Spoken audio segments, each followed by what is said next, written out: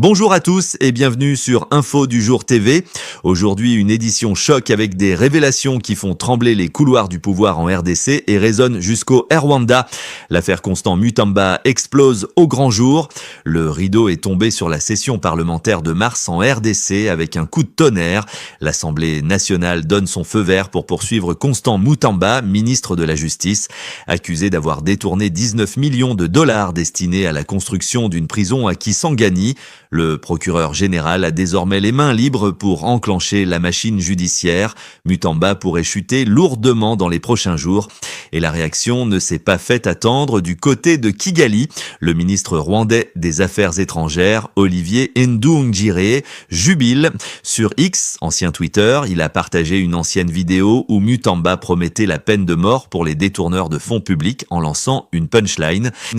Quand le populisme, la haine anti-Rwanda et la xénophobie vous reviennent en boomerang, Iloïdou Karma, une claque diplomatique en pleine figure pour celui qui était la voix la plus virulente du régime congolais contre le Rwanda depuis le retour sanglant du M23.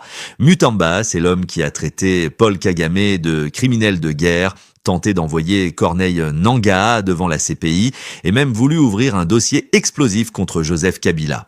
Aujourd'hui, c'est lui qui est dans le viseur de la justice. Le ministre Constant Mutamba, mis en accusation, mais pas encore officiellement démissionnaire. D'après une source proche de son cabinet, une lettre de démission serait pourtant prête. Le ministre se disant respectueux des lois, en attendant un geste officiel de sa part, son dossier doit être transmis à la Cour de cassation pour déterminer la suite judiciaire. Conformément à l'article 166, alinéa 3 de la Constitution, tout membre du gouvernement mis en accusation dispose d'un délai de 24 heures pour présenter sa démission. Au-delà de ce délai, il est considéré comme démissionnaire de plein droit. Par ailleurs, le procureur général près la Cour de cassation, Firmin Mvonde, a interdit à Constant Mutamba de quitter la capitale Kinshasa. Dans une note adressée à la Direction générale de migration, DGM, il a également contesté plusieurs décisions prises récemment par le ministre, les jugeant illégales. Le procureur dénonce notamment la libération irrégulière de plusieurs détenus, certains condamnés pour des crimes graves comme des meurtres, des actes de torture ou des vols à main armée. Ces individus, aujourd'hui en liberté, sont considérés comme en fuite et leur arrestation immédiate a été ordonnée. Ce dossier explosif suscite une vive émotion au sein de l'opinion publique.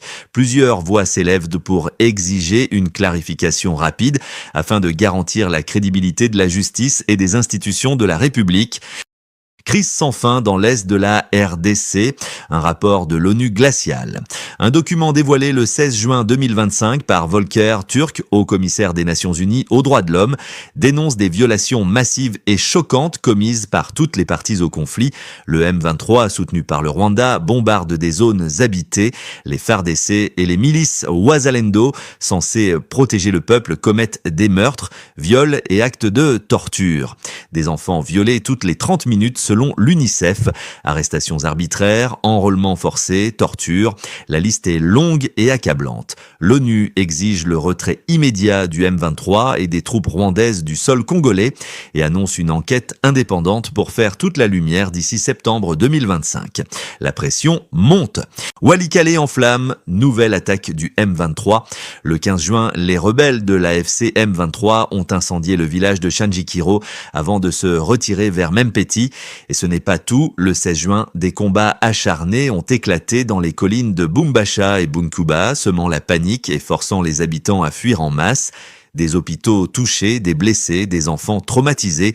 Le Nord Kivu est à feu et à sang. Ituri, 700 000 enfants sacrifiés par la guerre. À l'occasion de la journée de l'enfant africain, la société civile d'Ituri tire la sonnette d'alarme. 700 000 enfants vivent l'enfer depuis 2017, sans école, sans soins, sans protection. Certains sont forcés à combattre, d'autres creusent dans les mines. Le message est clair, il faut agir maintenant. Polémique minière à Walikale, 15 millions en question. La société Alpha Busy Mining a signé un accord avec les communautés locales pour investir 15 millions de dollars en projets sociaux. Mais le terrain ne voit rien venir. Accusations de corruption, de fausses promesses, mission parlementaire imminente, le scandale gronde. Barrage Inga 3, danger écologique. en vue. Au Congo central, les pêcheurs disent non à Inga. 3. Ils dénoncent un projet qui menace l'écosystème du fleuve Congo. Pourtant, la Banque mondiale a déjà lâché 250 millions de dollars. Alors, progrès ou péril écologique ? Le débat est lancé. C'était votre journal sur Info du Jour TV. Abonne-toi, like, partage et reste connecté pour ne rien rater des infos brûlantes sur la RDC et le monde. Dis-nous en commentaire, Constant Moutamba, héros ou hypocrite, Kigali a-t-il raison de se réjouir ? À très vite pour une nouvelle édition explosive de l'info.